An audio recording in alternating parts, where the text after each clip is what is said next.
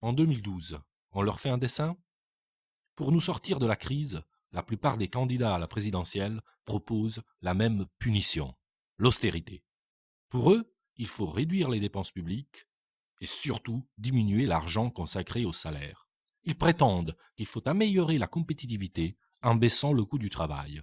Ce n'est qu'un prétexte pour prendre 13 milliards de la poche des ménages et les offrir aux actionnaires. C'est ça, leur TVA sociale. Baisser la contribution des entreprises et augmenter la TVA ne va pas résoudre la crise, ça va l'aggraver.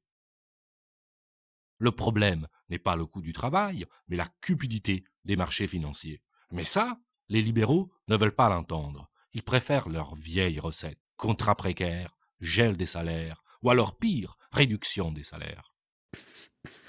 Mais pourquoi cette charge contre les travailleurs?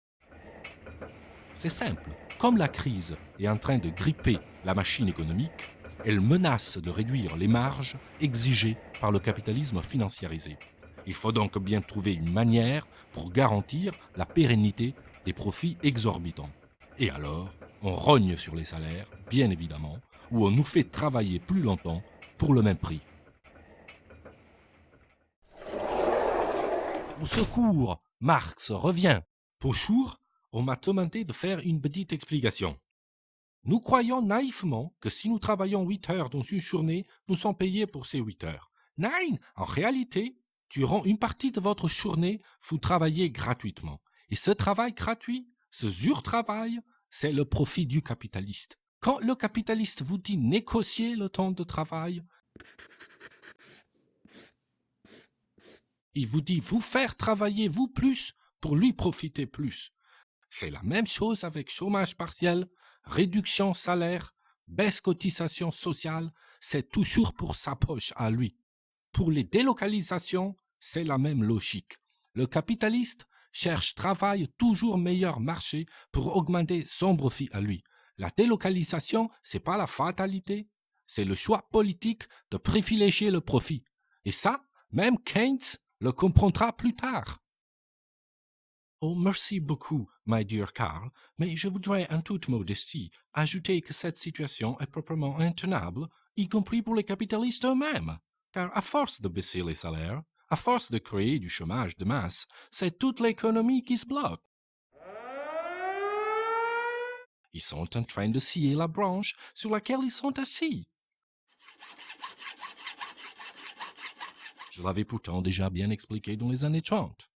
Ya, John, tu as bien raison. Mais l'heure n'est plus à sauver le capitalisme. C'est l'écosystème humain qu'il faut sauver maintenant. Et je crois que le front de gauche a quelques idées. Merci les amis. Pour le front de gauche, cette logique d'austérité n'est pas seulement injuste, elle est suicidaire. Il est possible de faire autrement. Nous proposons d'augmenter le SMIC à 1700 € brut dès 2012, puis progressivement jusqu'à 1700 € net en 2017. Mécaniquement, cette mesure entraînera l'augmentation de tous les salaires.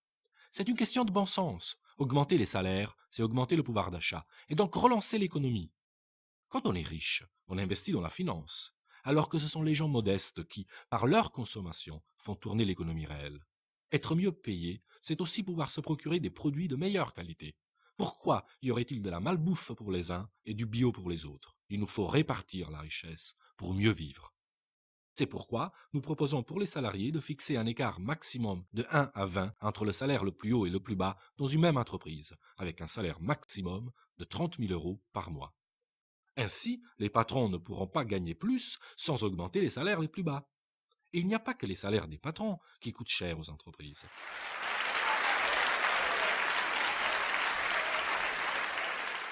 Bien plus que les cotisations sociales, que le discours dominant désigne systématiquement comme un handicap à la compétitivité, ce qui pèse sur le budget des entreprises, ce sont avant tout les charges financières.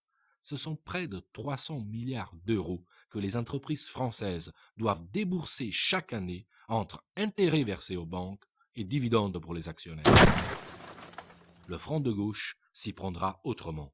Nous créerons un pôle public bancaire pour une politique sélective de crédit, avec des taux d'intérêt faibles lorsque les entreprises investissent dans l'emploi, les salaires, la formation, la recherche, Et à contrario, nous pénaliserons celles qui délocalisent et jouent la spéculation financière aux dépens des emplois, des conditions de travail et de l'environnement. Nous voyons bien que des solutions existent, mais qu'il faut avoir le courage politique de les porter et de les défendre. Certains mettent la finance au cœur de leurs projets. Nous, au Front de gauche, nous mettons l'humain d'abord. En 2012, on va leur faire un dessin.